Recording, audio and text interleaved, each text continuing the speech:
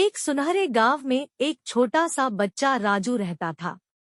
दीपावली का त्योहार आने को था और राजू ने अपने दोस्तों के साथ एक बड़ा सा मेला आयोजित करने का फैसला किया।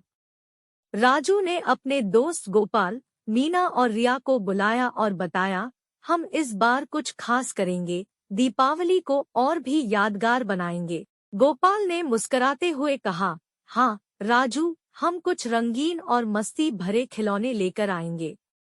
त्योहार के दिन मेला शुरू हुआ। बच्चों ने अपने अपने खिलौने साथ मेला के लिए रूमाल बंध लिए। राजू ने बड़े ही उत्साह से खुद बनाए गए कई खिलौने दिखाए। एक दीवार पर एक बड़ी सी दीपावली की मिठाई चित्रित थी और सब बच्चे वहां इकट्ठा हो रहे थे। मेला में एक विशेष दुकान थी जहां बड़े से बड़े खिलौने मिल रहे थे। रिया ने देखा कि वहां एक बड़ा सा घड़ा खड़ा था जिसमें रंग बिरंगे दीपावली के खिलौने भरे थे। रिया ने उस दुकानदार से पूछा, यह सब कुछ कितना का है? दुकानदार मुस्कुराए हुए जवाब दिया, इसमें सब कुछ मिला हुआ है, सिर्फ 50 रुपए में। रिया ने दोस्तों को बुलाया और सब मिलकर उस खिलौने को खरीदा।